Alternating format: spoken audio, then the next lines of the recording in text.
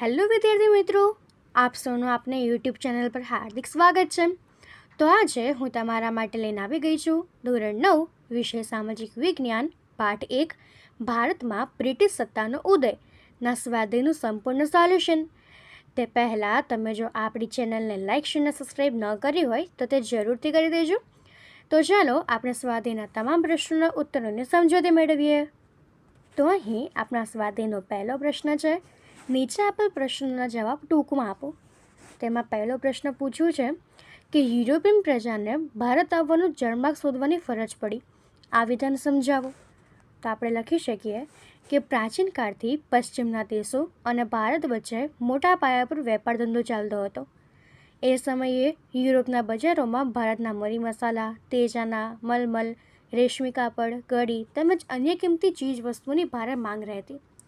પશ્ચિમ અને પૂર્વના દેશો વચ્ચેનો વેપાર ઈરાની અખાત અને રાતા સમુદ્રના જળમાર્ગે તેમજ મધ્ય એશિયાના જમીન માર્ગે ચાલતો. આ માર્ગમાં તુર્કસ્તાનમાં આવેલું કોન્સ્ટેન્ટિનોપલ વેપારનું મુખ્ય મથક હતું. ઈસવીસન 1453માં તુર્કી મુસલમાનોએ કોન્સ્ટેન્ટિનોપલ જીતી લીધું. પરિણામે યુરોપના દેશો અને ભારત વચ્ચેના વેપારનો માર્ગ બંધ થયો.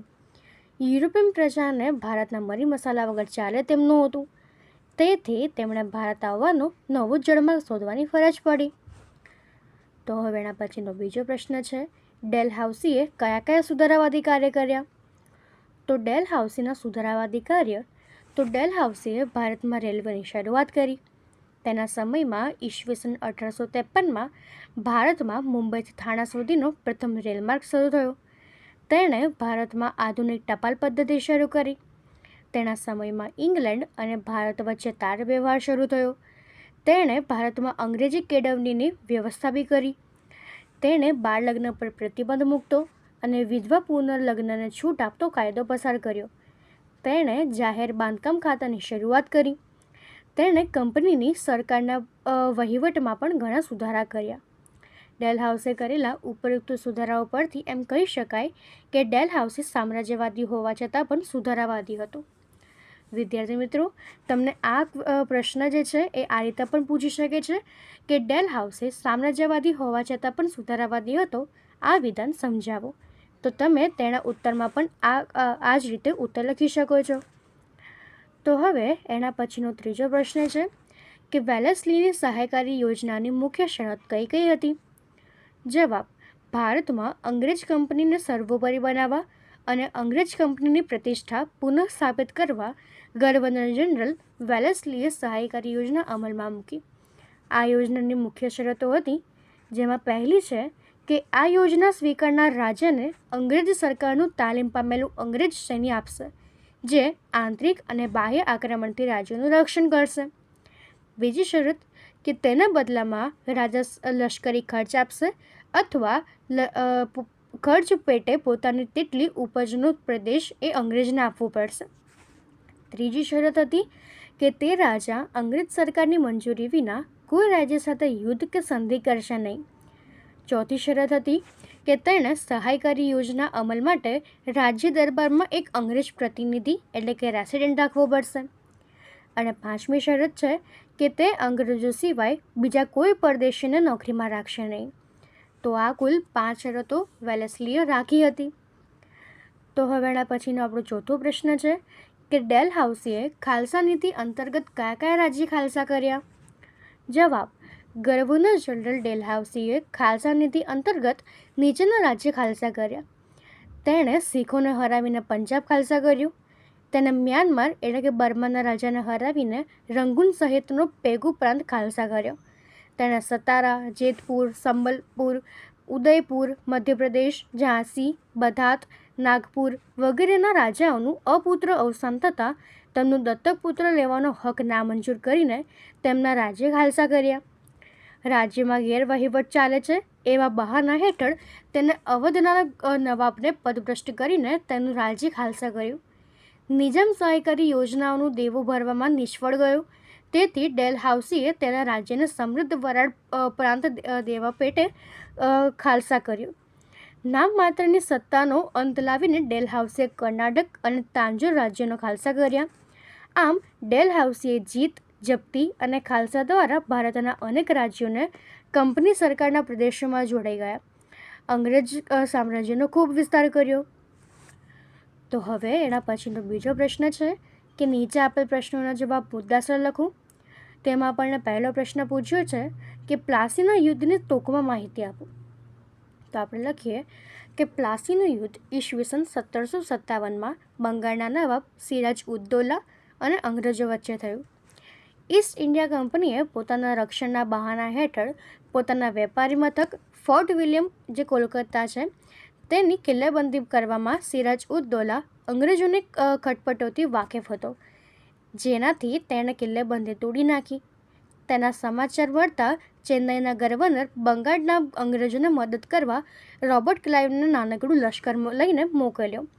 અંગ્રેજો સીધી લાઈમાં નવાબ સિરાજ ઉદ્દૌલાને હરાવી શકે તેમ ન હતું, તેથી તેમને સિરાજ ઉદ્દૌલાને હરાવવા કાવતરું પડ્યું.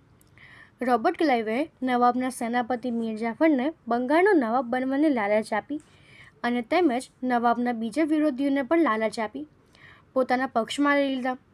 ખમીચંદને 30 લાખ રૂપિયા આપવાનું કબૂલી અંગ્રેજોને મદદ કરી. ત્યાર પછી રોબર્ટ ક્લાઇવે બંગાળનો નવાબ અંગ્રેજોને કનગડડ કરે છે એવું બહાનું કાઢીને તેની સામે ઈસવીસન 1757માં યુદ્ધ જાહેર કર્યું. પ્લાસીના મેદાનમાં સિરાજ ઉદ્દૌલા અને અંગ્રેજો વચ્ચે થયેલા યુદ્ધમાં અંગ્રેજોની જીત થઈ. મીર જાફરને બંગાળનો નવાબ બનાવવામાં આવ્યો. તેના બદલામાં મીર જાફરને અંગ્રેજોને બંગાળની 24 પરગણાની જાગીર આપી. આમ ભારતમાં અંગ્રેજ સત્તાનો ઉદય પ્રારંભ થયો.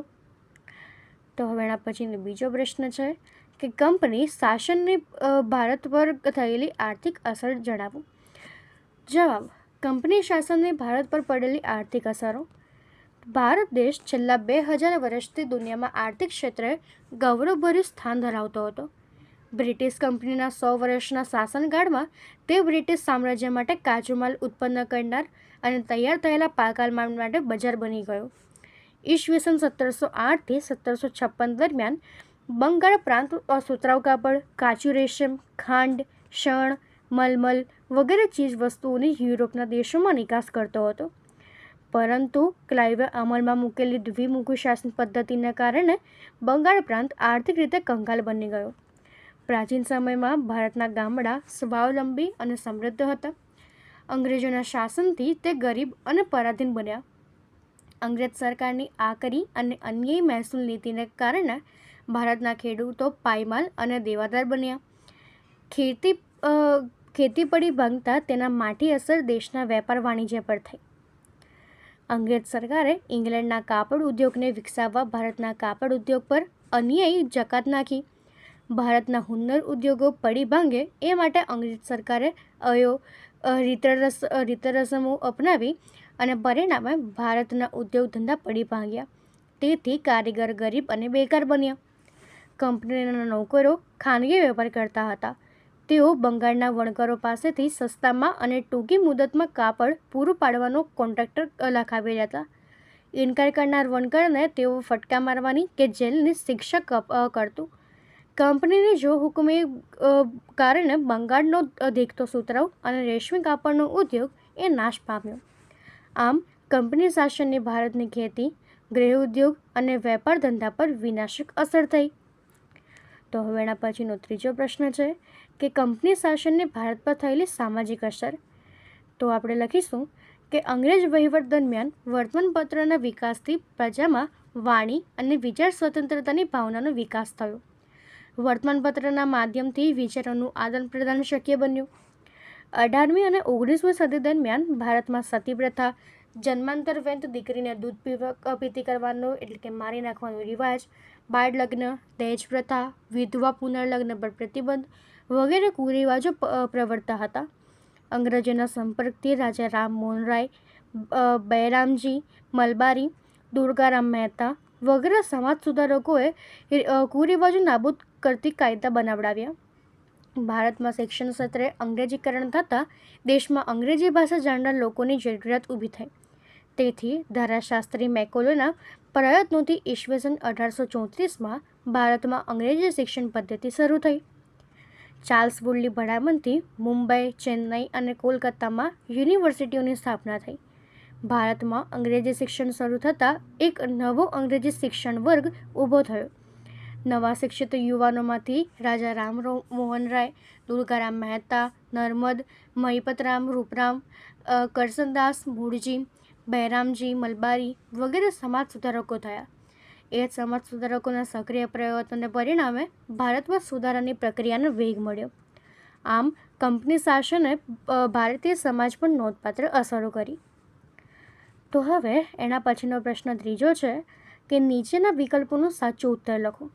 તેમાં આપણને પહેલો પ્રશ્ન પૂછ્યો છે કે ભારત આવવાનો જળમાર્ગ કોને શોધ્યો? તેનો ઉત્તર થશે ઓપ્શન એ ક્રિસ્ટોફર કોલંબસે. એના પછીનો બીજો પ્રશ્ન છે કે ભારતમાં જાહેર બાંધકામ ખાતાની સ્થાપના કોણે કરી? તો એનો ઉત્તર થશે વેલેસ્લીને. એના પછીનો ત્રીજો પ્રશ્ન છે કે નીચેનામાંથી કયું વિધાન ખોટું છે? તો એનો જવાબ થશે ઓપ્શન સી કે પ્લાસીના યુદ્ધથી કંપનીને બંગાળ, બિહાર અને ઓરિસ્સાની દીવાની સત્તા મળી. એના પછી ચોથો પ્રશ્ન છે કે ભારતમાં પ્રથમ ગવર્નર જનરલ તરીકે કોણ આવ્યો? તેનો ઉત્તર થશે ઓપ્શન એ વોરન હેસ્ટિંગ. 12મો પ્રશ્ન છે કે અંગ્રેજોએ ત્રીજો મૈસૂર વિગ્રહ કોની સાથે કર્યો? તેનો ઉત્તર થશે ઓપ્શન એ ટીપુ સુલતાન સાથે. તો અહીં આપણા તમામ પ્રશ્નો પૂર્ણ થાય છે. જો તમને આમાં કોઈ પણ ડાઉટ હોય તો તમે કોમેન્ટ સેક્શનમાં જરૂરથી જણાવી શકો છો અને આપણી ચેનલને લાઇક, શેર અને સબસ્ક્રાઈબ જરૂરથી કરી દેજો. Thank you.